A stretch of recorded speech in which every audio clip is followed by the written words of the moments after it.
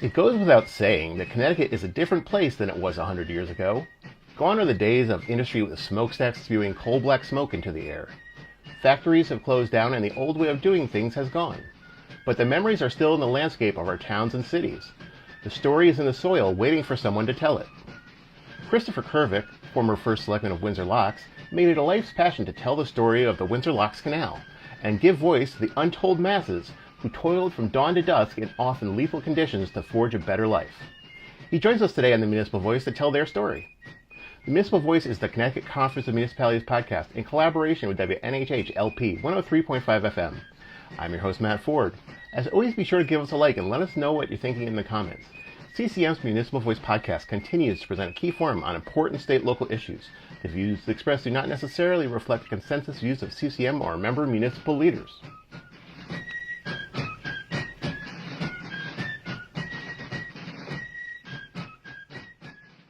Chris, thanks for joining us today. Thanks for having me. So before we get into talking about your book, could you just tell us a little bit about yourself? Sure. I'm a Windsor Locks, Connecticut guy, born and bred, and went to Windsor Locks High School, went off to college, went off to law school, then turned around and came back home to Windsor Locks and started my law practice. And I've been practicing law for just shy of, I think it's 38 years now. But along the course of that, I had a couple of exits. I served as a probate judge, Connecticut judge of probate. Okay. That was a great job. It was part-time in Windsor Locks. Mm-hmm. You may recall several years ago, I certainly recall from my meetings at CCM, the process of the probate court consolidation, which was a tough process. And the little towns really got hurt, and Windsor Locks' probate court was consolidated out of existence. Yeah. So ended that good part-time gig for me. But after that, probably because the powers that be in Windsor Locks saw that I turned out to be a pretty good vote-getter for a probate judge. So they said, our first selectman is retiring. Would you be interested in? I hadn't thought about that, although I did feel very strongly about some of the efforts to upgrade Main Street, and we had one of these old post-industrial main streets that had kind of seen better days. And it was a real effort with partnering with the state and CCM for that matter to upgrade it. So I thought about it, and I told them that I'd be interested in doing so if they let me focus primarily on Main Street, because that was my number one thing. That was my old paper route, that area. So I had a vested interest. So I won, and I ended up serving 3 terms, and we made a great deal of progress. Matter of fact, we were the first municipality in the state of Connecticut to establish a tax increment financing district in support of our Main Street efforts. And how far back was that? That would have been 2000. I was first elected in 15. I think it was in 2017. Okay. When we were able to get that, convince enough people in town as to the benefits of it, do the legwork, do the preliminary work to get it done. And it was successful because shortly thereafter, the old Montgomery Mill, which I write about extensively in the book, had been abandoned for 35 years. And a developer out of Boston, Beacon Communities, came in and they converted it to first-class apartments.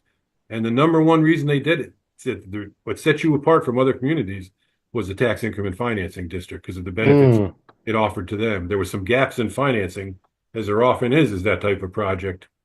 But by the use of the tax increment financing ordinance that we passed, we were able to figure out ways to bridge that gap and make the project viable for them. So it was a real success story. And we were making a lot of progress along those lines. So I served 3 terms. Excellent. After that, then I had to decide, what do I want to do? Do I want to go back full-time into the practice of law? Because most of my clients had gone elsewhere because late meetings at first selectman, it was a lot more hours than I expected. Their lives don't stop, so they weren't about to wait for me.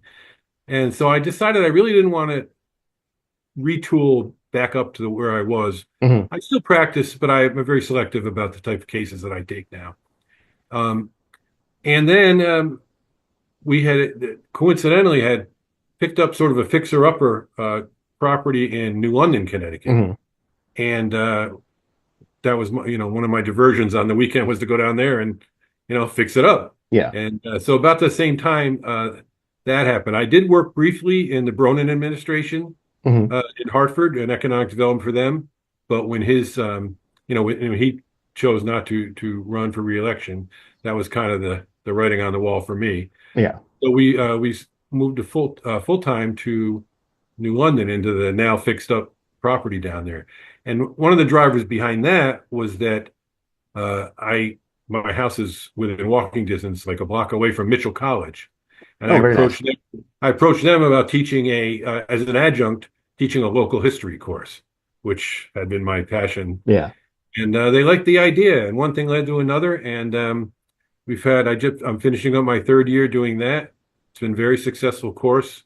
My young students have gotten articles published in the New London Day and things of that nature. So it's been Mhm. really rewarding. And I think long term, uh, that's my soft landing Yeah. is that adjunct position and continuing to do projects like this that led to this, Keep you busy. Definitely. that's kind of where, Yeah. where I am, kind of how I got here. But then again, it took me 22 years to get this Yeah. book Well, settled yeah, in. yeah. You were heavily involved in the recent history of Windsor and everything, but you were interested in the farther back stuff. So, Yes. talking about your book, The Windsor Locks Canal, Yankee Enterprise, and Irish Muscle. It takes place right in your hometown where you're first selectman of Windsor Locks, which is, I believe, one of the oldest towns in Connecticut, isn't that right? Well, it broke off from Windsor Okay, basically yeah. because of the canal, because of the when the canal came in. See, the canal was used both for transportation and water power, Hmm. and as the water power and industrial aspect of it continued to grow, uh, there was wealth that came along with that, and the Hmm. Windsor Locks folks, uh, they weren't at all interested in having that wealth shared with Windsor, and they also, with the rise of the Irish population Hmm. became a concurrent rise of the Democratic population, and they realized that, hey, if we kind of split off here, we could really get some political security Hmm. for our emerging Democratic Party. And they did. Windsor Locks placed the first Irish Catholic legislature in the Connecticut and the Connecticut legislature, and it was a Democratic stronghold Yeah. for years and years and years. So, the canal itself has kind of been like a lifelong kind of passion, the history of it and the town, which are very much interwoven. How did you first start learning about this story? Like, did you walk past the remains Yeah. of the canal every day when you were a kid? Well, I lived Elm Street is, the kind of the main drag east to west in Windsor Locks. Hmm. And I lived second or third house up the hill on Elm Street. So I've calculated it's about 300 yards from the canal. So it Okay. was always a very big part of my life, even as a, boy playing in the neighborhood and, going in the streams and that type of thing. So I was always familiar with it. My grandfather was a truck driver. He was Hmm. a solo truck driver, and he chose to live in Windsor Locks in 1925 because his route was Springfield to Hartford. So he picked halfway. There's even a Yeah. town in Windsor Locks called Halfway House Road, and it's not a road based on people in recovery. It's because it was halfway between Hartford and Springfield. So my grandfather chose Windsor Locks, and my family's been here ever since. So it was always there. And my grandfather, of Irish descent, he would just say to me, in my many times, I was the youngest brother, so I had to Hmm. go there a lot to rake leaves and shovel snow and do all that stuff. But um, the Irish dug that canal. He always said, the Irish dug that canal. Yeah. Not a lot more than that, but that was always the message that was conveyed to me. So I always kind of had that lingering in the back of my head. But then it wasn't until that I really dove in. It wasn't until I think it was early 1990s. And as an attorney, I do a lot of title searches. I did a lot of real estate Hmm. work. So the state of Connecticut was hiring me for different projects, and they hired me to do a title search of the towpath of the canal because the state was in Oh, the yeah. process. They were leasing it, and it's now one of the state's best walking trails. Beautiful because it's Hmm. the combination of the canal and the river and the wildlife. It's just gorgeous. The eagles, nest there. So that was an early in that process. So they had me do a title search. Well, that was a big title search. It took me a Yeah. while. but in the course of that, well, two things happened. One, I just got more and more interested in, how did this get here? And I started seeing little bits and pieces of things that gave me a clue to that in the course of the title search. But also, one of the things I did was where I reviewed in the title search. There was this guy Michael Raber and Malone, also hired by the state. They were thinking about doing a canal um, uh, history center, and they were Okay. thinking about locating it there. So they did a historical survey of the canal, and Hmm. it was a great job. They did a tremendous job. But one thing they said was that 400 nameless Irish workers built the canal. Hmm. Being stubborn, I said, nameless? I don't like Yeah. that word nameless. They They're had not names. nameless. Yeah. We don't know their names. Just when I have free time, here's what I'm going to do. I'm going to find out the name of one of those guys. Yeah. And that's really what started it. Luckily, succeeded in that goal, and maybe 80 times over. We know the name of a lot of the workers now, Hmm. and we also learned where some of them came from. Now, how did you track that kind of stuff down? Was it through like Well, family records or like was there a company that built the thing that had like employee records sort of stuff?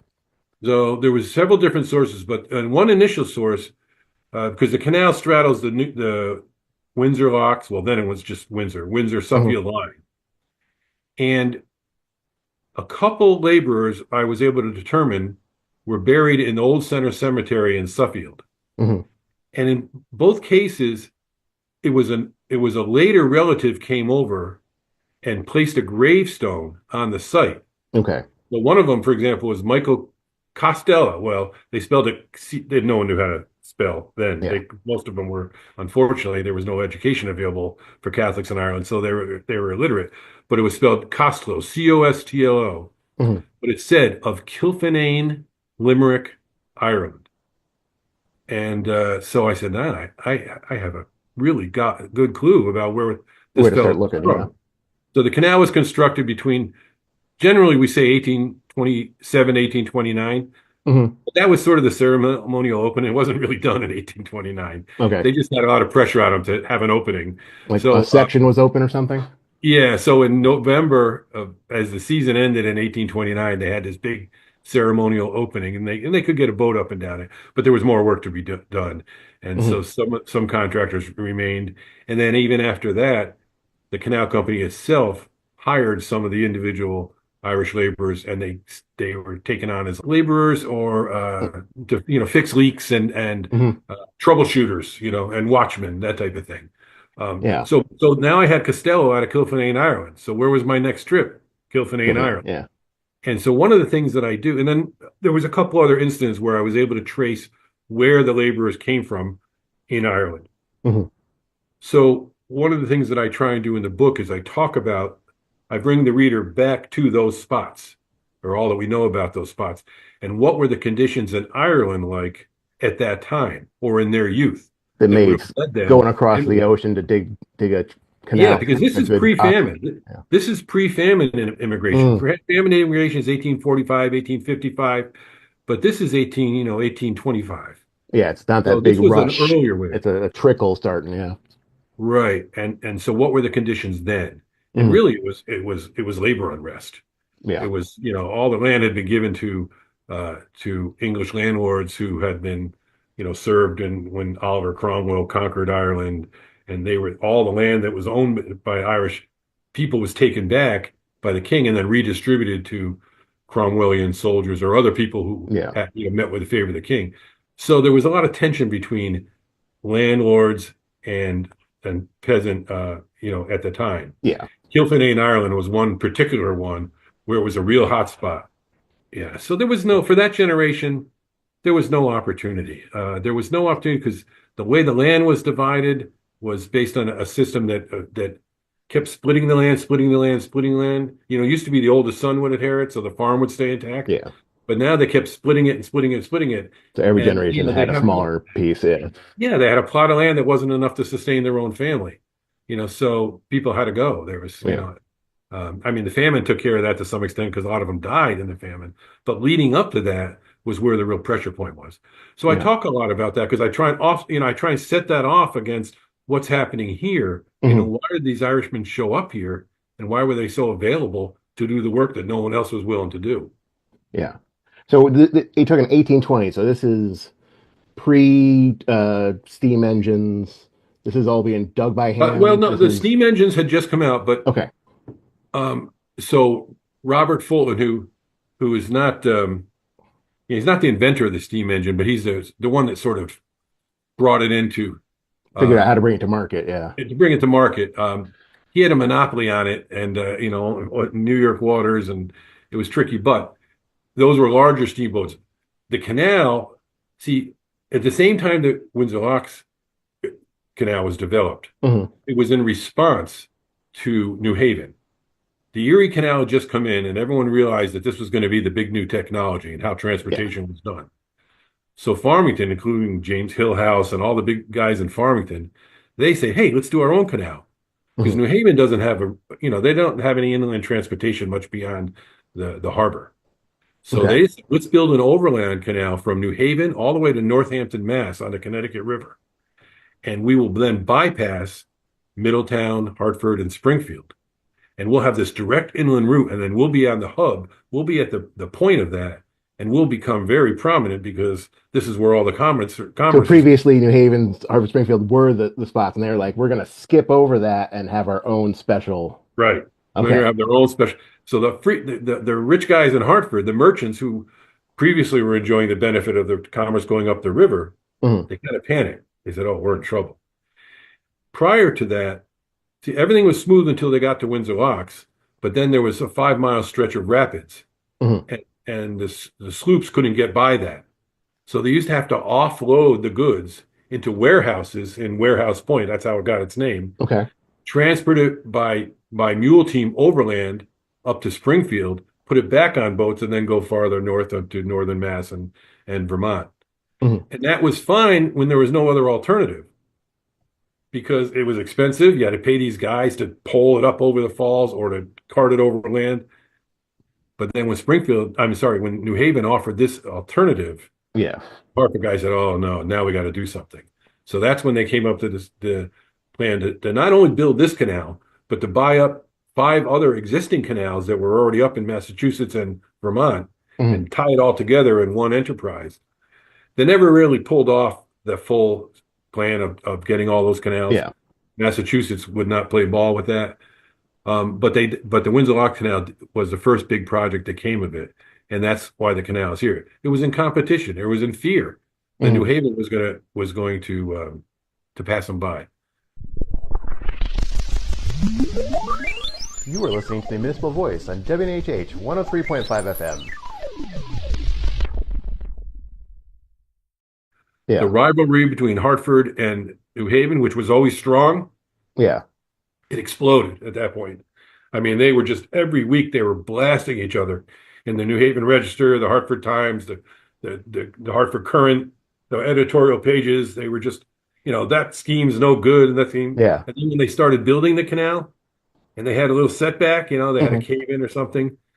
The New Haven papers would report the Hartford plan had a major setback. It'll set them back years before they'll be able to And it's build like it. this big competition sort of Yeah. thing, And the basically. Harper Yeah. guy's like, "Oh, we had this little mishap, but we'll be back on track in a week." But meanwhile, New Haven, with that last rainfall that they got, the walls caved in, and It almost reminds me of the tracks coming from the west and the east trying to meet up in the middle, and yeah, who can lay more track in a day, sort of thing. and the reason for that is that these were private enterprises. Well, one of the Yeah. reasons the state we didn't have enough laborers on our own to hire, Hmm. and we didn't really have what they used to do was like they needed a road, they would just pass a law that says everyone who lives along this road, you guys to make this road. And Hmm. then every year you got to pay us a tax so we can hire you to fix this road. No Yeah. one like that. Then they started organizing private companies, like toll companies. Hmm. So we'll Okay. give you the enterprise, we'll pass it and let you form a company and sell stock to build this road from Suffield to Windsor Locks.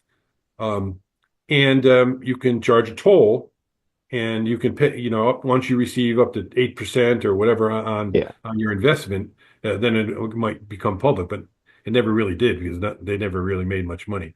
So that's how public works got done back then. Yeah. Now the Erie Canal came and they used the contractor system, just like we use to build highways. Hmm. today.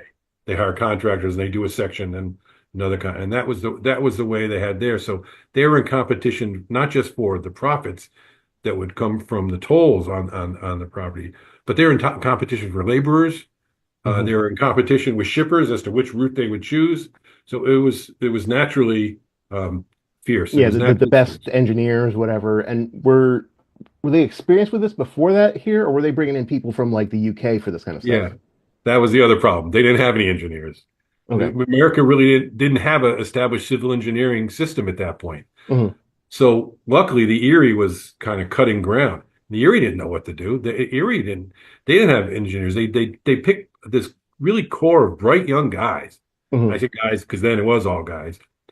And then one of them, a guy by the name of Canvas White, young man, early 20s, they sent him to England for a year to Hmm. take a notepad, travel the English canal system, and steal every technology, learn about every Yeah. technology that they have and every tool that they use to establish that. Learn everything you can, and then bring it back here so we can finish the Erie Canal. Hmm. And he did. And this young core, really amazing because they didn't have the skills. All they had was brains and enthusiasm.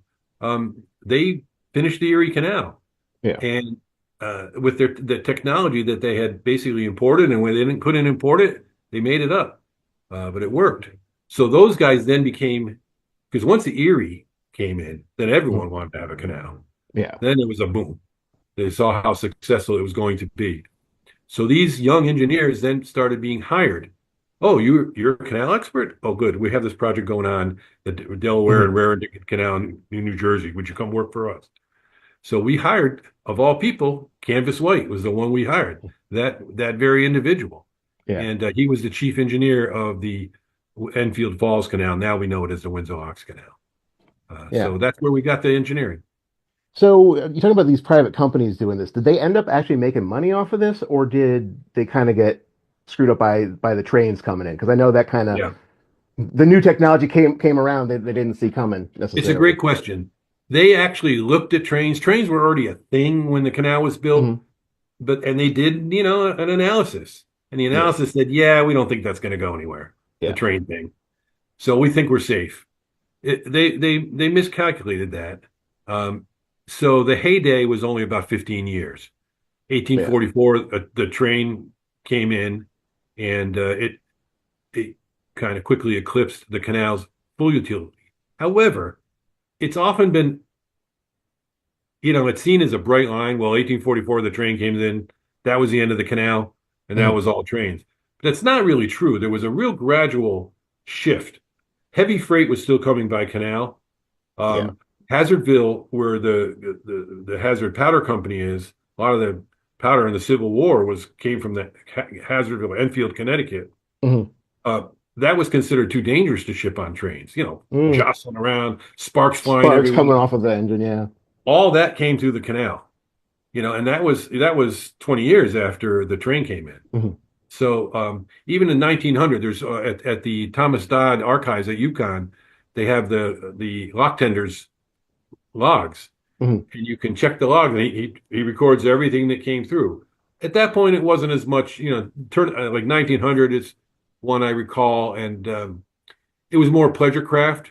A lot Hmm. of people north of Windsor Locks spent their summers with their sailboats down in Long Island Sound, so Hmm.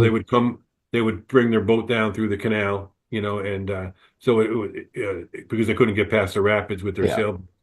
But there was still, even then, still some So when commercial. did the canal stop like commercial traffic? When did it completely stop? Yeah.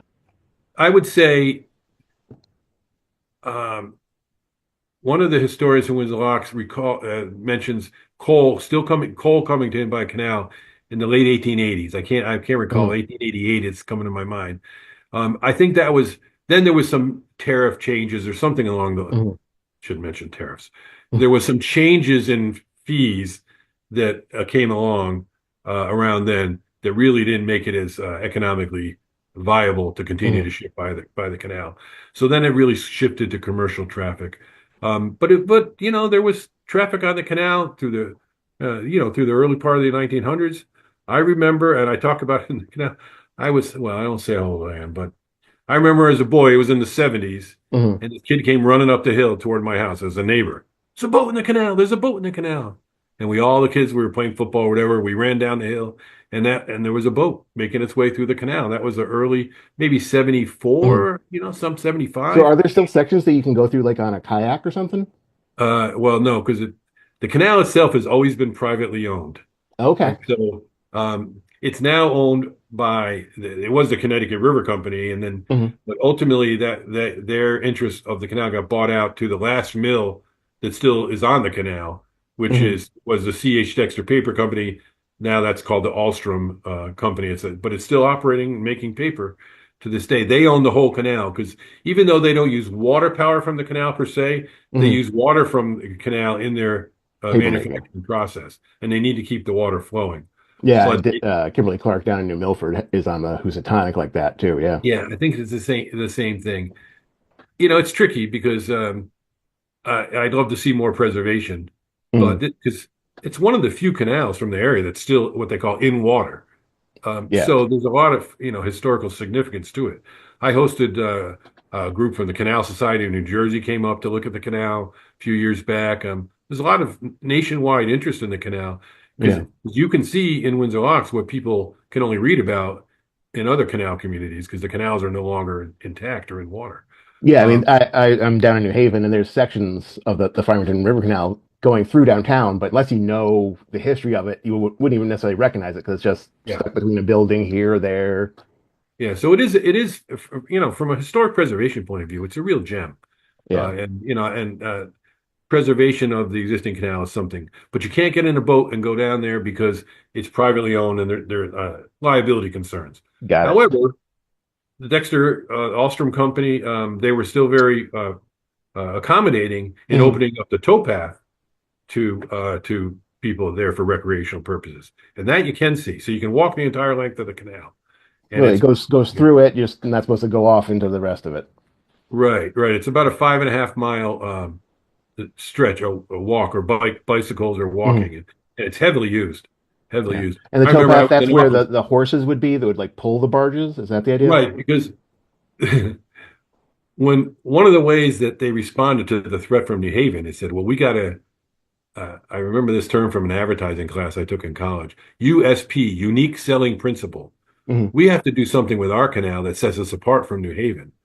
So what they did is they said, we're not just going to use donkeys and mules and horses to tow boats through the canal. We're going to develop a fleet of steam tugboats that pull, barges loaded with goods through the canal. The only Okay. problem was those boats didn't exist yet. No one had invented that thing yet. Yeah. At least that's small enough. Hmm. And they not only did they not have the steamboats that small, but they were worried that the wash from the steamboats was going to wash out the banks of the canal. Mm. So they did two things. They hired the best engineers out there or mechanics who hadn't worked on this, but this fellow like Thomas Blanchard, who was a great inventor from Springfield, he developed towboats small enough to fit through the locks of the canal. But they also lined the banks of the canal with stone Hmm. so that there wouldn't be it wouldn't wash away. And that's one of the main reasons the canal is still in water is because they took this extra precaution to keep it sturdy so Really that sturdily built. Yeah. so that's what set it apart from New Haven, and it worked because New Haven didn't last very long, and they had Yeah. problems. They sometimes in New Haven they had of course a longer route, but they went right through farmers' fields. Like they cut farmers' fields in half. Yeah. And these Yankee farmers, they're not going to just say, "Oh, that's cool, no And problem." that's fine by They me. would go, Yeah. they dig all day, and then they go back at night, and they found out the farmers had caved in all the work that they had done the day before Yeah. because they were so mad that their fields got cut. So they had a lot of problems with cave-ins. They even after the canal was open because they weren't lined with stone, they would Hmm. cave in a lot. So the Windsor Locks Canal was more sturdy, much shorter distance, much easier to do. Yeah. So it was more successful than New Haven. New Haven is eventually they just covered it over and put the canal line railroad tracks there when that Along technology it. was Yeah. built. Well, Yeah. because most of the canal things, in the Northeast that I come across have been converted to rail trails and stuff like that Yeah. because they're flat and they're straight, but there's not any water in them anymore. So what they did when the train came through in Windsor Locks, they ran it parallel alongside of the canal, just far enough away that it Mm. wouldn't damage the canal. But that in and of itself led to an interesting discovery because what we found, and there was the Connecticut River Company, I think there was 14 individual parcels along the canal that they conveyed to Mm. the Hartford and Springfield Railroad Company. But there was one small parcel, about 70 feet by 70 feet on each side of what would be Mm. the center line of the tracks. And they said, and this was right next to where the laborer camp was, where the laborers lived during the day. And they said, oh, and as to this piece and this piece only, that we're including a restrictive covenant. Don't dig any deeper than is necessary to lay the railroad tracks. There's Okay. only the spot. And so that's our theory is that the laborers who died during construction that Graveyard. weren't buried in Suffield were buried on this very well-defined site along the banks of the canal. And do you think those are some of the unnamed Irish workers that we were talking about before? Yes. Yeah, very yeah. I mean, in some projects, people exaggerate, I suppose, but some projects the statistics are that a worker died for every 50 feet of canal completed. Yeah. If you do 100 times that, not 10 times, 100 times that, you still would have had at least 50 worker deaths in the five and a Yeah. half mile stretch of the Windsor-Oxo. So where are they? The three or four we found in Suffield, where are the rest of them? They had to be buried somewhere. And this Yeah. restricted covenant is, plus other evidence that surrounds it, seems pretty clear that this is the site Yeah. where they are buried. Yeah. Uh, And because they were working with like shovels, picks, and what maybe black powder were they blasting with at that point? yeah, they didn't have dynamite yet. So Yeah. what they did is they would spend all day with an iron pike just digging a hole into the rock, go as Yeah. deep as they could. They pack it with black powder. They had these rudimentary fuses, Yeah. uh, not a manufactured fuse, something that they Yeah. made. And then they would blast and run like heck. Let it run like heck. Yeah. And you were paid a pre blasting was a skill that you were paid a little bit more for, you know. Dangerous So duty. Yeah. they all claim to have expertise in blasting. Yeah. Sometimes the rocks when they're like a half mile away, a guy would lose half his head Yeah. because this stuff was just flying everywhere, and there was a lot of blasting that needed to take place over this short stretch. Then disease was the other thing. Yeah. Disease was not particularly in the Windsor-Locks Canal, but cholera was huge, Hmm. and there was one of the New Orleans canals or the Ohio Canal, and it said 4,000 mixed. They swung their picks to dig the big canal, Yeah. but the cholera was stronger than they, and twice it killed them all.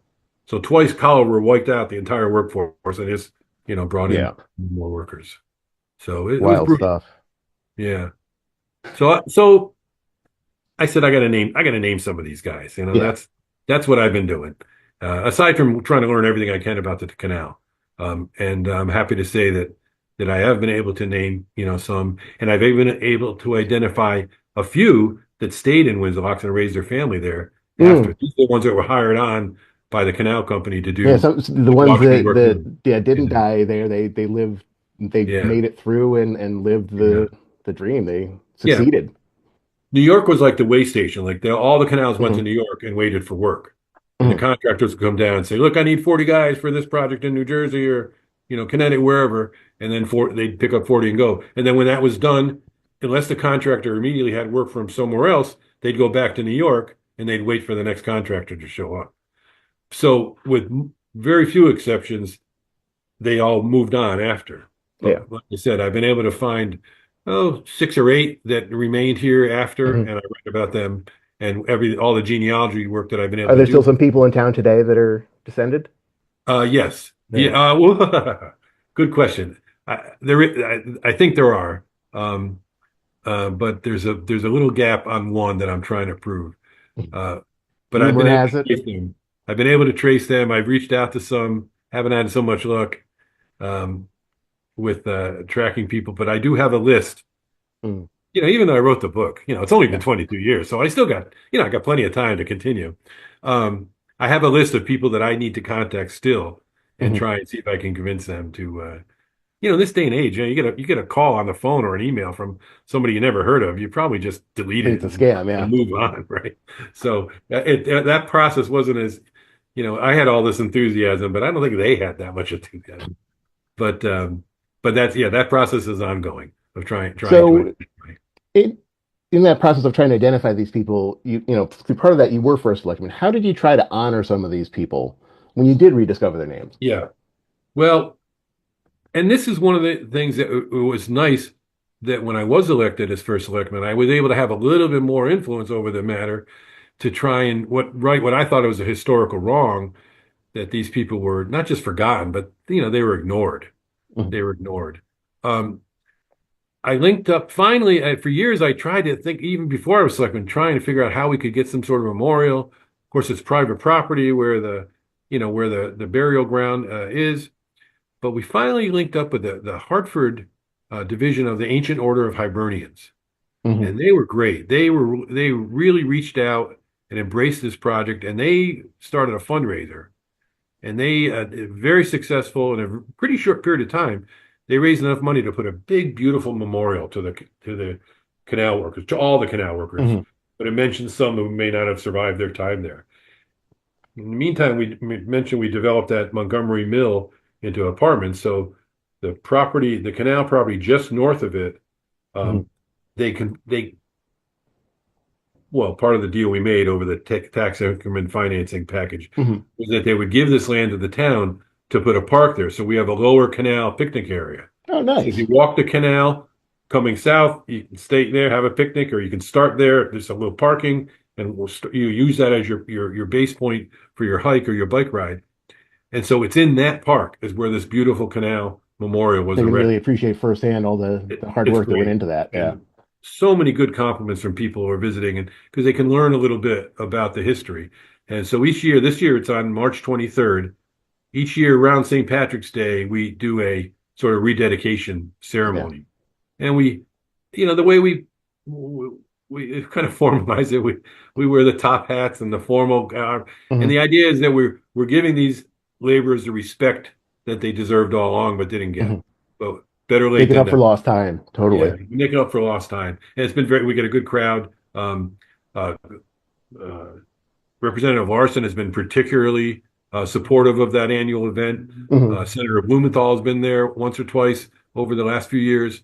So it gets out, and it also gives the town an opportunity to celebrate this unique heritage Yeah. that it has. Not every town was the site of 400 Irish immigrant laborers coming and living there for 2 years. Yeah. So we have this heritage. We should celebrate it. It was a technological innovation at the time too. It was a big deal. It was cutting edge. It Yeah, was that was cutting being edge. Silicon Valley at the time. It was, definitely. What was most surprising to you in the research, especially from the point of view of, like, say, a first selectman? What was permitting different 100 years ago? How did they do Uh, public works sort of stuff? yeah, it was so unique. Because I say Irish, but really they were Irish Catholic. That Hmm. was that was unique in Connecticut. Hmm. Our local historian, who kind of wrote the book of Windsor history, Jabez Escalated, he died in around 1890. He wrote in the latter part of the 1800s. He talked about the Irish laborers arriving, Hmm. and he said they were Irish Catholic, and he said I had seen but one before. And he was a man, and he had, like the arrival of an Irish Catholic was so weird to Might the as well area. have been an alien. Yeah. It might as well have been an alien. So that really surprised me because suddenly I realized this cultural divide that Hmm. existed, and they didn't blend. They didn't like move into the houses or rent house. They lived in a little shanty town that was built up for their purposes, right along the side of the canal. You are listening to the Municipal Voice on WNHH 103.5 FM.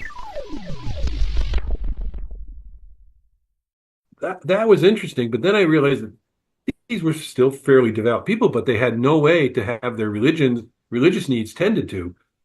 Um, Technically, they were in the Archdiocese of Boston, which Hmm. included all of New England at the time, Yeah. but they didn't know that. They had come from New York.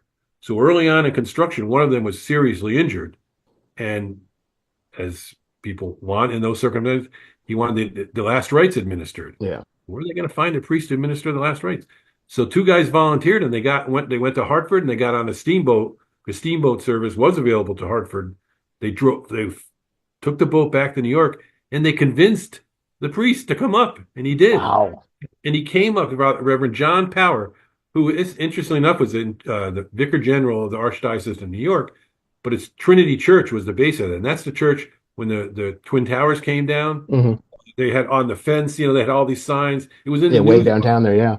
That's where he was from, and he came all the way up by steamboat, and he ministered last rites. And while he was there, he tended to the other spiritual needs of these workers. Yeah. Eventually, Boston got an extra priest. They another priest from was converted, I think, and he was assigned to the Archdiocese of Boston. They got it together, and he would get on a horse and he would drive the circuit. He would go to You just any kind of go pocket of around Catholic and and tend to the needs. So I heard that his baptismal records survived, and they were in the archives of the okay. Archdiocese of Boston. So off I went, and I requested this. And if you've ever been to an archives, there's an archivist who's about 120 years old, and he comes out and he walks out and he comes walking out with this little leather-bound book. Yeah. This is it. I start flipping through, and I see Stonington, Pawcatuck, New London, and then I see this little entry in his own hand on the canals above Hartford. And during his Doesn't first even have a trip, name for yeah. the place. Yeah. So over the 2 years of construction, Father Woodley made the stop on his circuit 3 times and Hmm. performed 15 baptisms. So from each one of those records, I get, well, the child's name, and I Yeah. get a mother, a father, a sponsor, and a sponsor. So I went from a couple of names I knew from the cemetery in Suffield, Hmm. 60, well, actually 59 names of adult laborers. The reason it was an odd number is because on one of the entries, it had the child's name, that's the mother's name, and where it Hmm. would have father's name in big block letters was written illegitimate. Oh. So I only got 59 out of that source. But that was a huge discovery. Mm. But again, it made me realize that they basically were fish out of water. They had no way to deal with their own culture, their religious needs, because it was all developing right there. Yeah. Hartford had a handful of Catholic families at the time. I mean, maybe 4 or 5 Catholic Mhm. families. So it was all just evolving. But from that, Yeah. then the canals and then the mills come in, and Irish workers come to the mills, and then Italian workers and Polish workers. And suddenly you have this whole cultural shift that takes place in Connecticut and in many Mhm. other places around the country that started with the canal movement. Yeah, that's interesting. The canals led into the whole industrial thing, and by the end of that, cities in Connecticut are full of brick factories Yeah, making everything. It's everything. pretty Yeah. wild. Yeah, Um, Connecticut was on the cutting edge of the Industrial Revolution, and the canal was an example of that because they yeah, were ambitious. They're like, New Haven, let's get a canal. Let's rival the Erie Canal. Let's do something like that. yeah. That Hartford, didn't seem like a far-fetched dream to say we're gonna go toe to toe with Boston and New York and whatever at that no, time. It seemed like a it was pretty bold and ambitious. It really yeah. was something to be proud of, in my opinion. You talk about going to some of these archives and stuff. Is most of this research when you're doing this sort of stuff still going places and looking at old books? Like, is this stuff that is not online anywhere? Yes, Right. getting I think better. some of it, so you see, like, oh, I want to know something, Google, but Yeah, these things it's haven't getting made it better. yet. Those records from Father Woodley's leather bound in the last year, they're Hmm. now available through Ancestry.com. Oh, that's cool. I was surprised to see it because Hmm. this is 15 years ago when I found them or whatever, somewhere around there. So every day it gets better. Hmm. But another big source of records was at Cornell. I went up to the archives at Cornell. Again, there was finding aids online. Like Hmm. here you can find records, and there was the repository of Canvas White, the chief engineer's um, personal files. So I You went up guys there started up with him and at opened Erie and it. then came down. Yep, and I said, "Do you have anything on the Enfield Falls Canal or the Windsor Locks Canal?" She pulled out the box and opened it and flipped through. There was one folder, the Mhm. Enfield Falls Canal, and that had his drawings. Like, how are we going to build these locks? The He had actual, it sketched out in here's pencil. how we're gonna do it. Yeah. It's all there, and then he also had the names of some contractors, like like the masonry contractor Hmm. who built the three locks or the four locks and the head gate was a fellow, believe it or not, Mason Barker, who had worked with him on the How Erie Canal. appropriate. Yeah, Mason meant his Where name. did the stone come Mason. from? Where did the what? The stone Oh, for the the stone. yeah. Yeah, it was multiple sources. Is it like Portland They brownstone kept or getting it was uh granite, and they okay? kept getting contractors saying they could deliver and then not delivering, and that delayed Hmm. the project. They ended up drawing some from local sources, like Hmm. they created some quarries Hmm. for the stone. Some must have come up the river. Still not 100% sure where. Although we do know the lumber came Hmm. from Bath, New Hampshire, not Bath, Maine, Bath, New Hampshire, which is on the river And they just because we were floated having it the all the way tide, down. right? Right, because a lot of the canal, in the Windsor Locks part of the canal, they dug it out of excavated it from existing land. Hmm. But in the Suffield end, what they did is that what is the west bank of the river was the west bank of the river became the west bank of the canal, Hmm. and then they constructed a levee that ran parallel to the bank in the water to create this channel.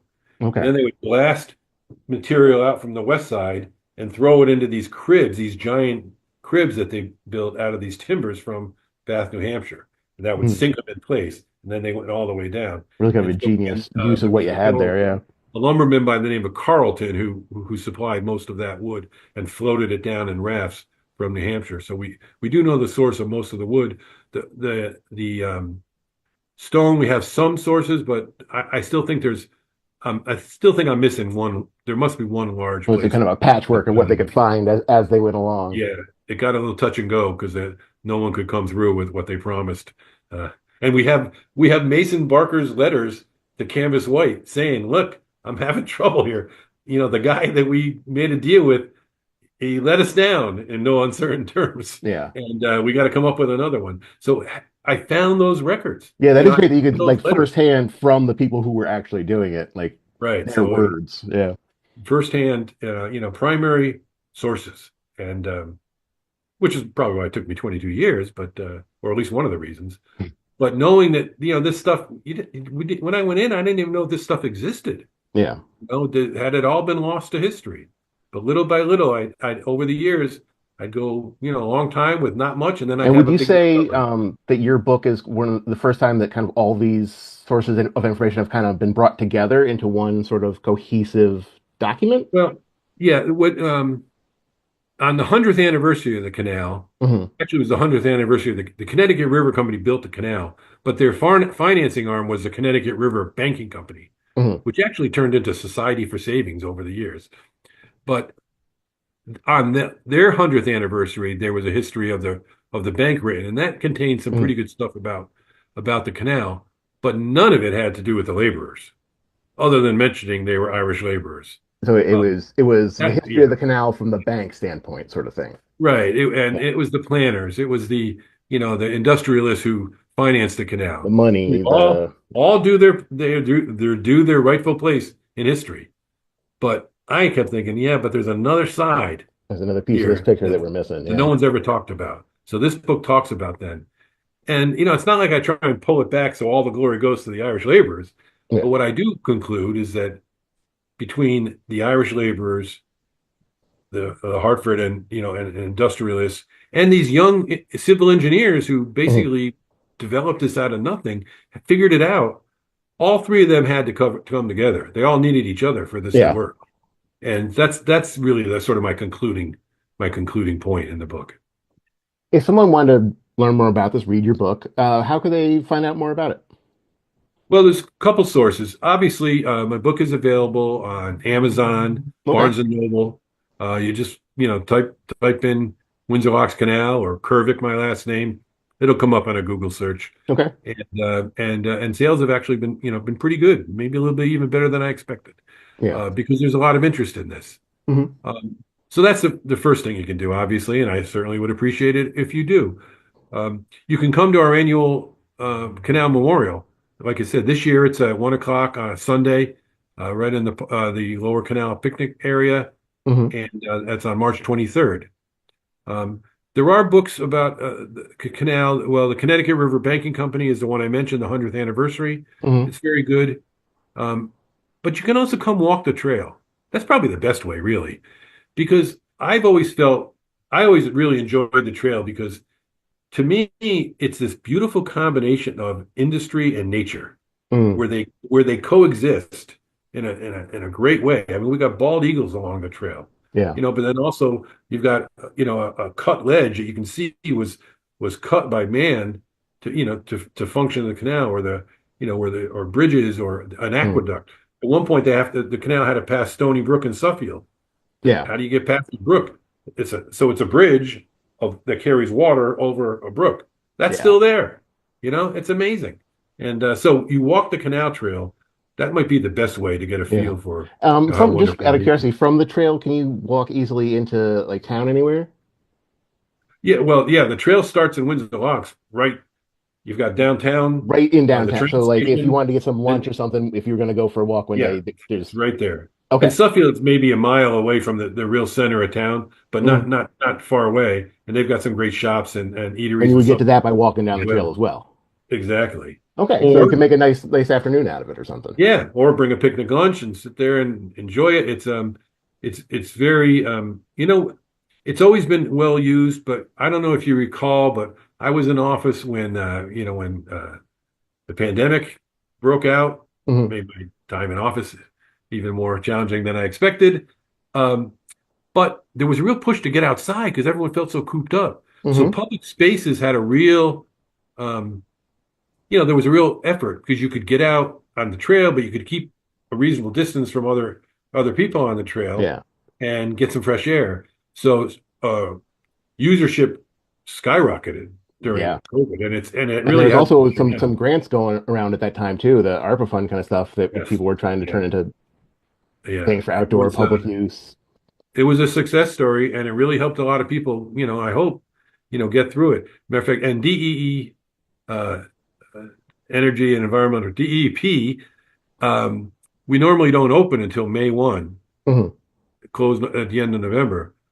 We luckily we were having one of those years, a pretty good spring, so I convinced them to open it about a month and a half early, just so Yeah. people could get out and use it.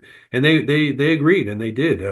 I'm sure it was probably not easy for them to do to change that routine, but they did Hmm. it, and everyone was very well appreciated. So the Yeah. usership is strong right Is now. there do People people fish too. volunteer to work on the canal? Is there like a group that they Yes, can there's an volunteer with? outstanding group called the Friends of the Canal, the Friends of the Yeah. Canal at Enfield Falls. All volunteer. They get some limited funding from Hmm. DEP, and they apply for independent grants, but they maintain um, the grass and growth on either side of the canal. You remember, even though there were boats being pulled by steam Hmm. um, tugs through the canal, there was still occasion where horses and mules were Yeah. used. So there couldn't be any growth between the canal and the towpath because the ropes would get tangled up in that. So Mm. historically, that's always been clear, and it Yeah. gives you a nice view of the water as you're walking along. You can see turtles and otters, but that had all become overgrown, Hmm. and it really was starting to impact the overall experience. And the Friends of the Anfield Canal just methodically went about one section at a time, just the way the canal was built, Hmm. cleared that section, and then they maintain it. So now it's the pretty much 100% of the canal bank is clear of growth and debris. So you get this nice grassy bank, and you can really, as you're walking along, it's right there. So Awesome. it's nice. They do a great job, a Yeah. great job. Well, We Chris, can it's always been use great more talking to people. you about Windsor locks today. Thanks. I'm The glad I history let you get a and your word in book sounds edgewise. really cool. It's fun to see someone who's so passionate about their hometown and the history of it, you know? Yeah, I'm sorry if I didn't let you get a word in. No, no, Once no. I get It's going, as been you can great. It's see, somebody, like I said, see someone who's passionate about their hometown, you know? once Write I a book get about it, be going, the first selectman. You gotta love where you're from. I love my hometown. Yeah, I'm a Windsor guy. I mean, I live in New London now, but I'm a Windsor guy. It's always going to be, Oh, who I am. yeah. Yeah. We'd like to thank our guest, Chris Hervick. The Municipal Voice is a co-production by CCM and WNHH 103.5 FM. Joe Thornton is our executive producer. Christopher Gilson is our producer. Harry Draws is on the boards, and I'm Matt Ford, your host. Be sure to check out our Facebook page and give us a like, and watch out for our CCM chat series on our YouTube page.